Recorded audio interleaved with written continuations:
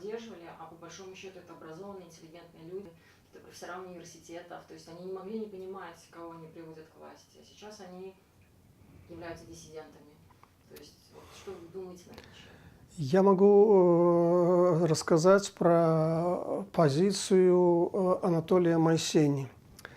Был такой публицист известный, политолог, руководитель Национального центра стратегических инициатив «Восток-Запад» и погиб в автомобильной аварии в 1996 году накануне референдума.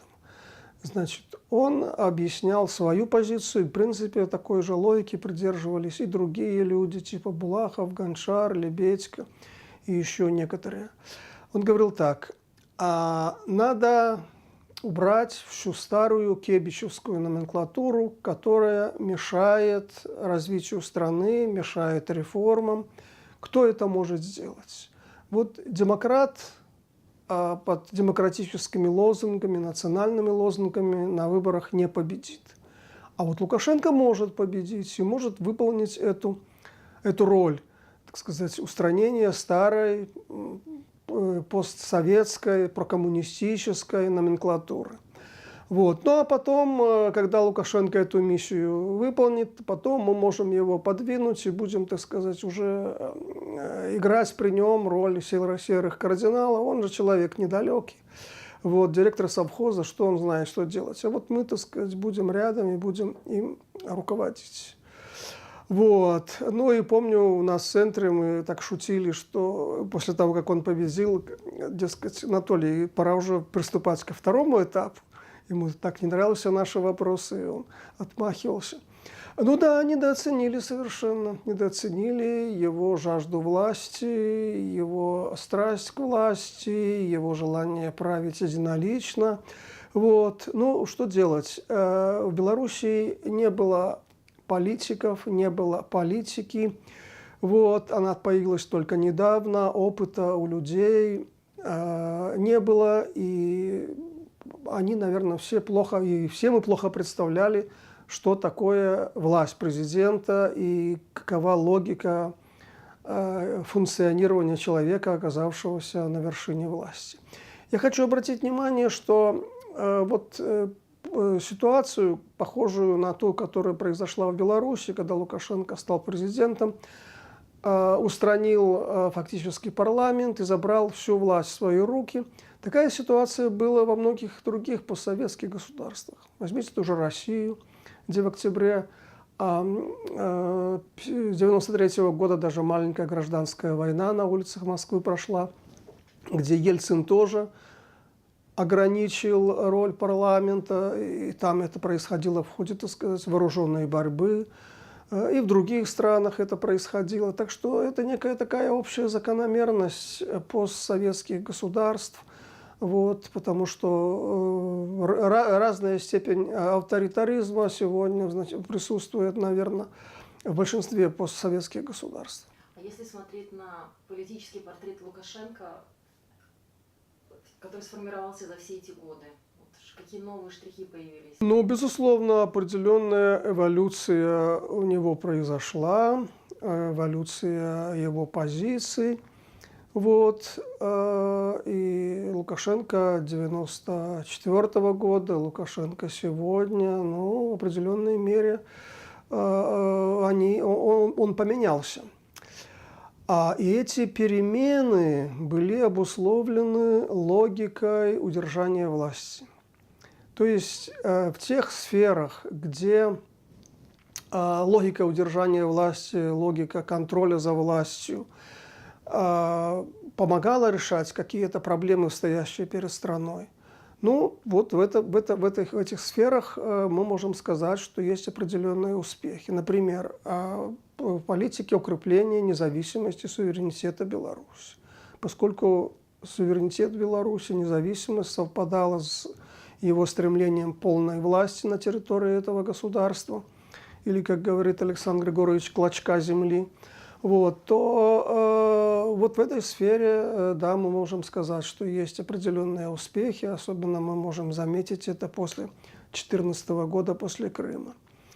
А в тех сферах, где скажем так, ситуация не очень угрожает ему власти, он тоже готов идти на какие-то шаги, например, в экономике. Вот серия предпринимательских указов в конце прошлого года говорит о том, что да, в трудную минуту Лукашенко увидел, что без развитого предпринимательского сектора экономика Беларуси может заглохнуть, и поэтому надо что-то сделать тут, и надо приоткрывать какие-то форточки. И это совершенно не похоже на ситуацию середины 90-х годов, когда он называл предпринимателей вшивыми блохами и грозился их всех ликвидировать.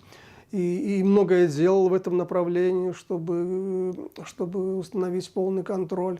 Вот. Ну вот сейчас в этом смысле определенная экономическая либерализация есть. А вот в той сфере, где какие-то перемены угрожали бы его власти, вот там никаких перемен нет. Но я имею в виду политическую систему. Вот так она сложилась в 1996 году после известного референдума. Практически так она осталась в неизменном виде. И в этой сфере Лукашенко никаких шагов, действий, даже по небольшой либерализации делать не будет, поскольку это угрожает его власти. То есть вопросы власти главный, все остальное это для него второстепенное. Скажите, а как так сложилось, что он приобрел абсолютную власть? Во-первых, белорусское общество оказалось не готово к демократии, и оно приветствовало авторитарную систему. Потому что расцвет демократии в Беларуси в начале 90-х годов совпал с самым острым социально-экономическим кризисом. После распада Советского Союза, разрыва хозяйственных связей, краху плановой системы случился кризис, и этот кризис совпал с демократическими процессами и с процессом национального возрождения. И люди эти два процесса связали. Дескать, ну вот, когда не было демократии, ну, более или менее, так сказать, все было не то что нормально, но люди имели твердую зарплату, люди стояли в очередь на квартиру и через 10-15 лет могли ее получить гарантированно. Вот. А пришла демократия, а с ним все развалилось, люди потеряли работу и так далее. Вот. И поэтому, когда Лукашенко в ходе президентских выборов заявил, что я вам верну порядок, законность, я эту, так сказать, ситуацию, когда там в парламенте болтают, говорят, а результата нет, я эту ситуацию изменю, и я верну вас в Советский Союз. Ну и народ его поддержал. Народ его поддержал и не только на президентских выборах, и в ходе 2 референдумов. Вот. Так что первая позиция – это таково было настроение общества. Вторая позиция – белорусская элита оказалась слабой, оказалась не готовой противостоять диктатуре. Вот. А по большому счету она и не видела в этом какой-то, видимо, угрозы.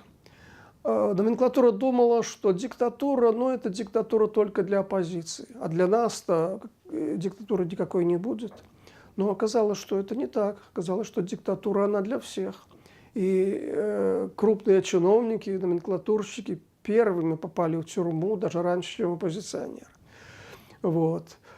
Ну, вот такие были обстоятельства в середине 90-х годов. А если проследить эволюцию личности Лукашенко в 94-м и сегодня, есть какие-то новые черты, которые вы замечаете как исследователь его биографии? Ну, он стал более спокойным, более спокойно стал реагировать на критику. Хотя вот с российскими СМИ он до сих пор ругается, если там какая-то публикация в отношении его, он тут же начинает, так сказать, вступать в дискуссию с ними. Вот, назвал вот недавно в Бресте их недоумками. Вот, то есть, ну вот да, эта черта осталась, но все же по большому счету можно сказать, что терпимее стал относиться к критике негосударственных СМИ. Вот, потому что во второй половине 90-х негосударственные СМИ вообще не печатали в Беларуси, их приходилось печатать где-то там в России или в Литве, сюда завозить.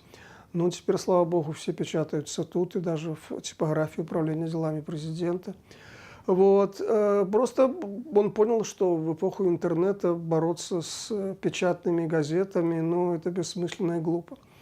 Вот. Он научился маневрировать, научился иногда скрывать свои мысли, говорить не то, что он думает, а то, что, как он считает, ему будет полезно. Но я имею в виду вот отношения с Западом.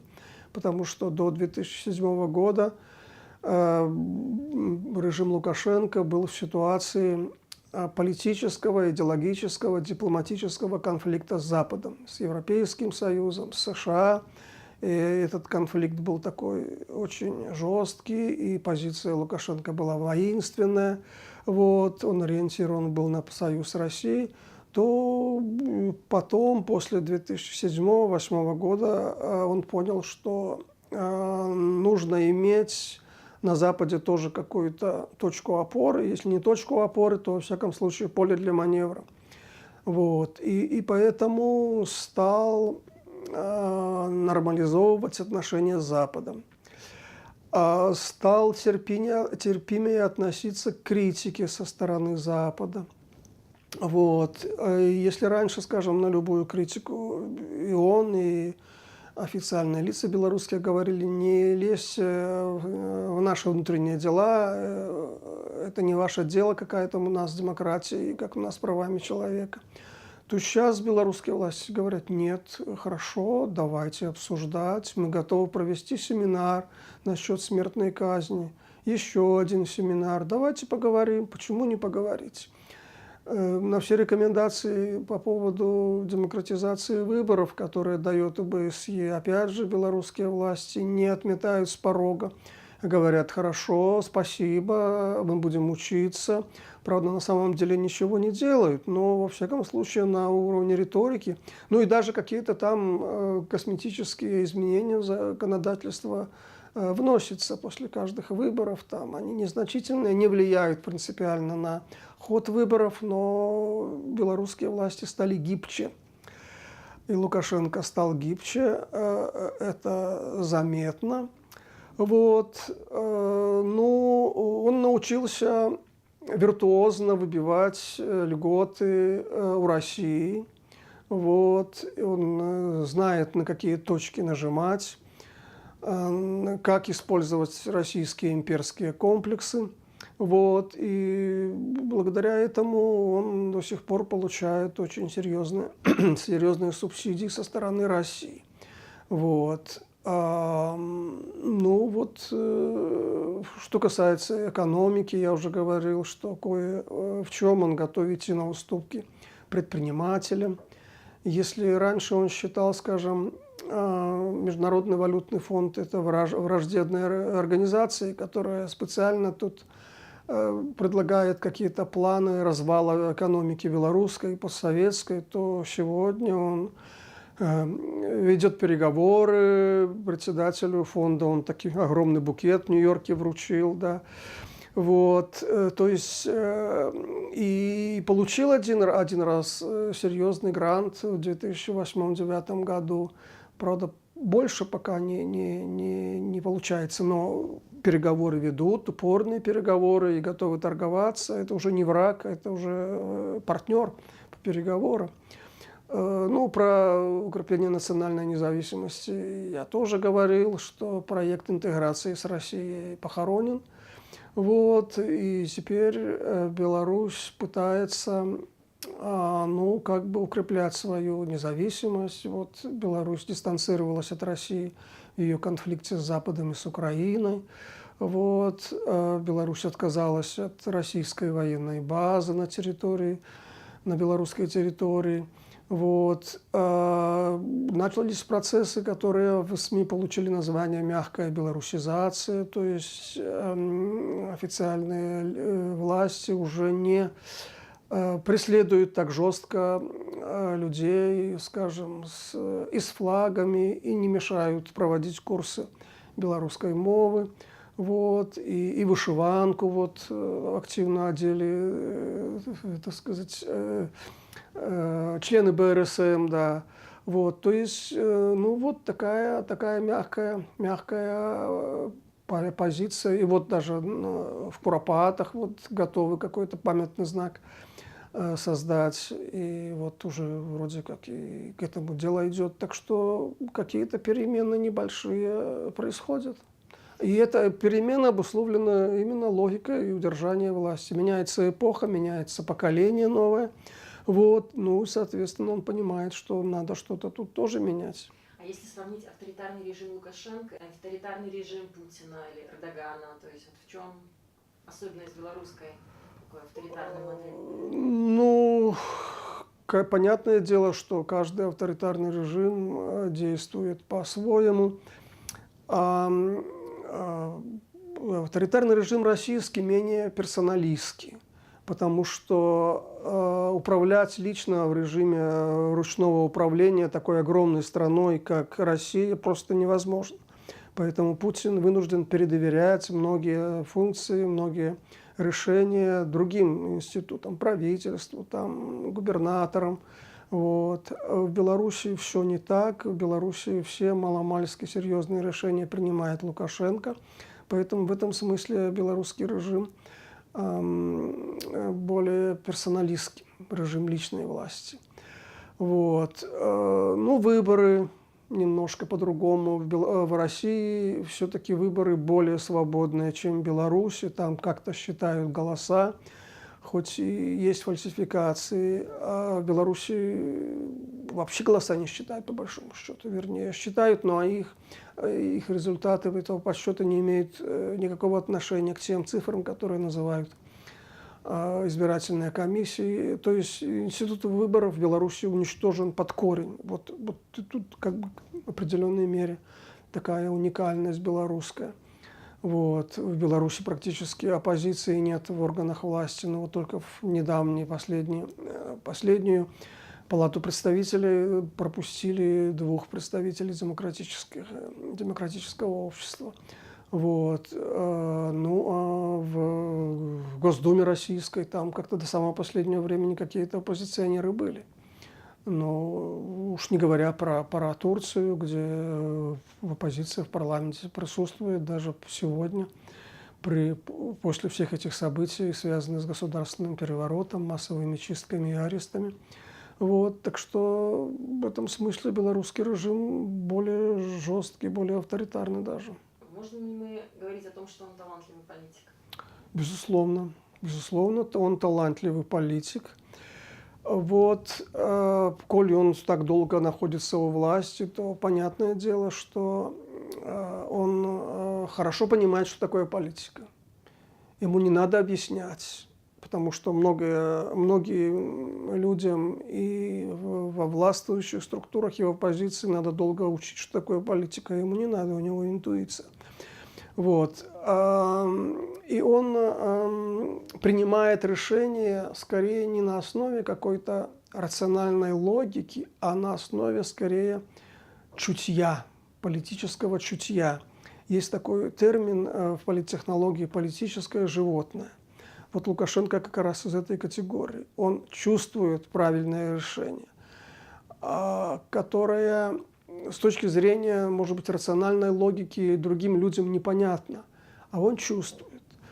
И он очень хорошо чувствовал, сейчас уже трудно так сказать, но в начале своей деятельности он хорошо чувствовал настроение общества, настроение большинства. И он эти настроения улавливал и воспроизводил уже на уровне политики, формулировал. Причем формулировал таким языком, каким говорят люди в обыденной жизни, обыватели, далекие от политики. Вот. И именно поэтому так совпало, что его не только мысли, но и его слова, его терминологии, они были понятны большинству. Вот. И в этом смысле он очень хорошо чувствует чувствовал белорусов, чувствует аудиторию.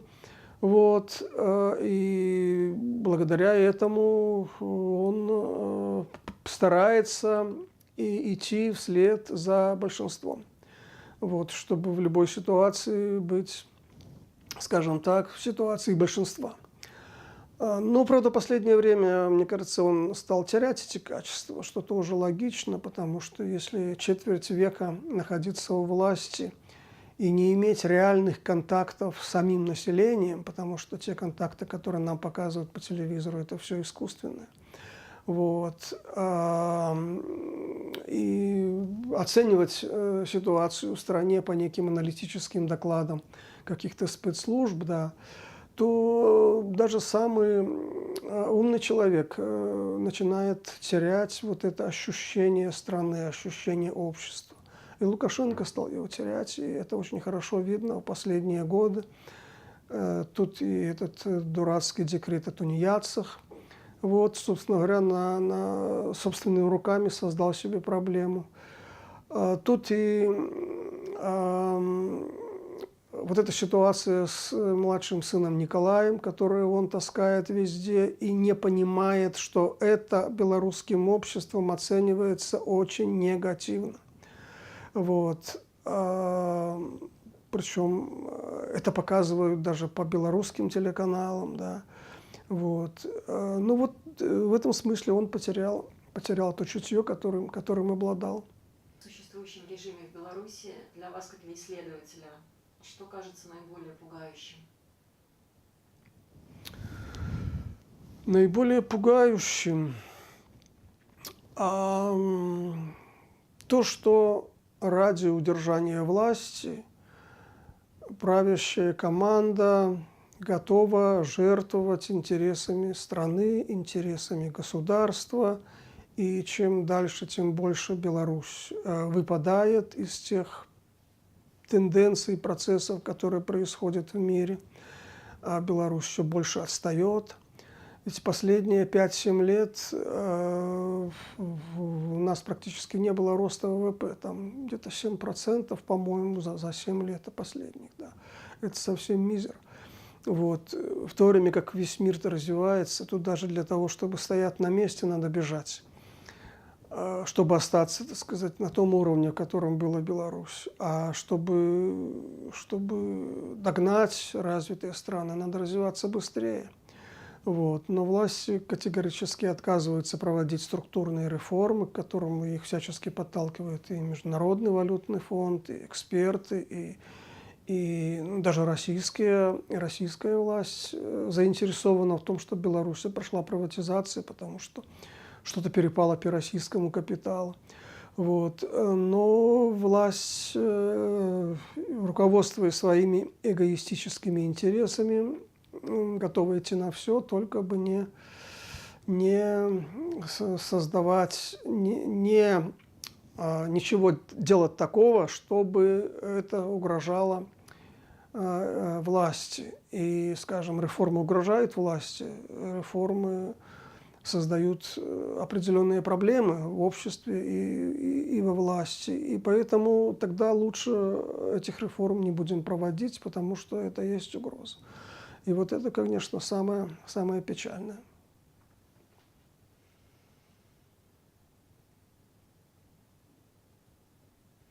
Что вас как исследователя особенно удивило во время наблюдения за характером президента в момент написания вашей книги?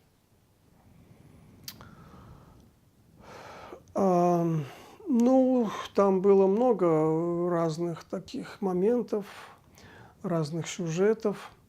Ну вот, например, я обратил внимание, что Лукашенко вслух проговаривает свои планы, свои намерения. И вот то, что, скажем, очень много изучал Фрейд, да, когда он изучал подсознательные, как подсознательные импульсы попадают в сознание человека.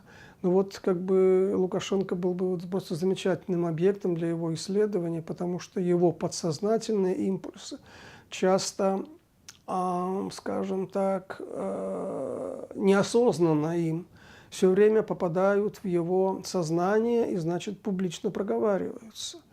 То есть вот из его выступлений видно, не спрятать, как он боится революции.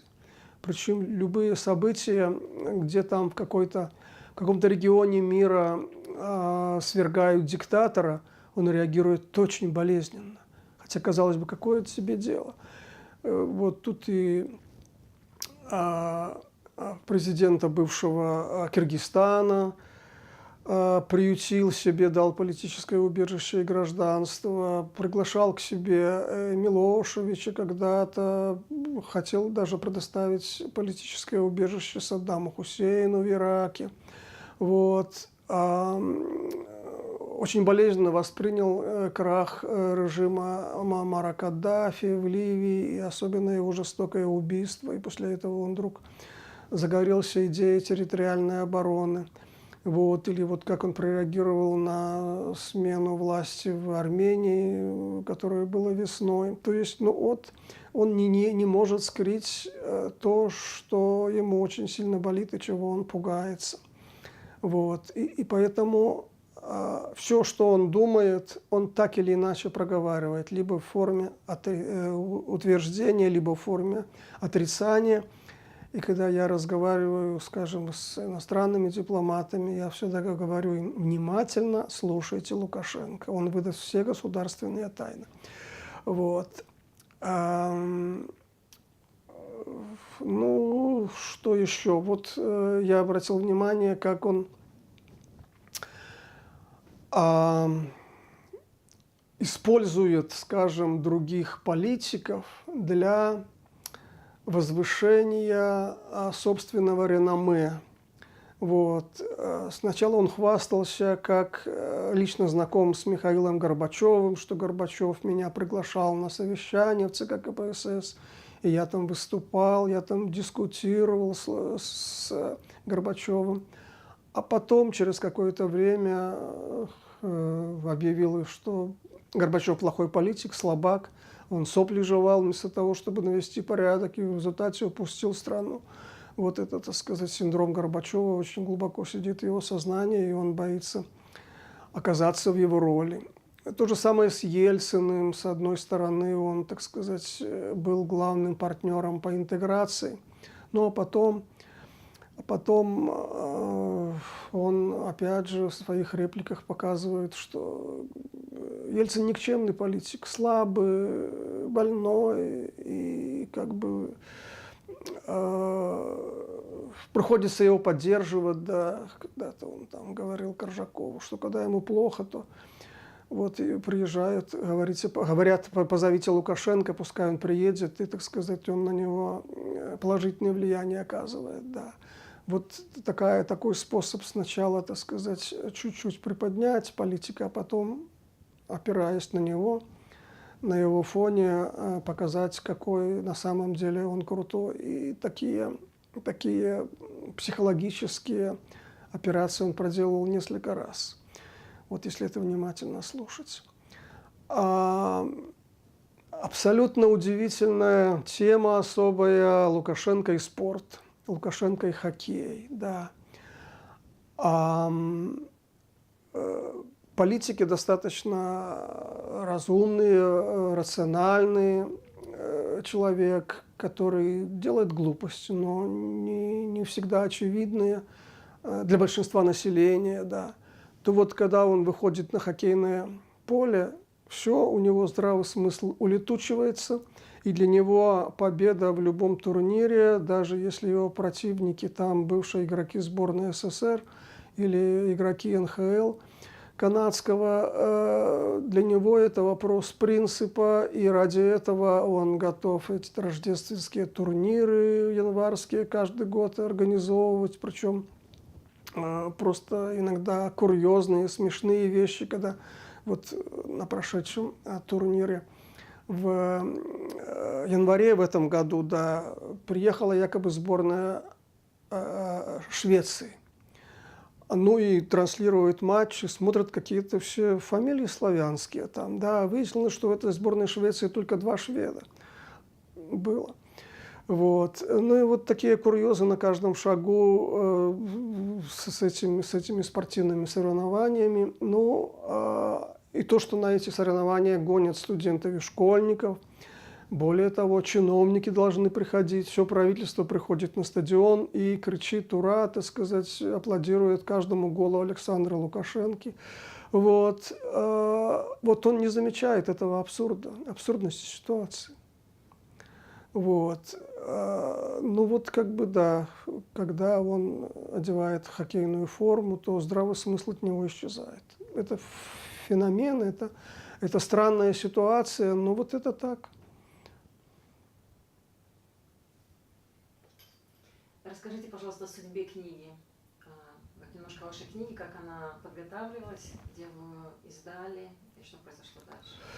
Значит, ну, книгу я писал долго, причем я исходил из того, что она должна быть строго задокументирована, любая ссылка на любое его высказывание должна быть, чтобы никто не обвинил меня в том, что я что-то придумал. Вот. Понятное дело, проблемой было ее опубликовать. В Беларуси никто ее не брался публиковать. Поэтому я обратился к Павлу Шеремету, и он издал ее в своем издательстве, которое у него было тогда в России.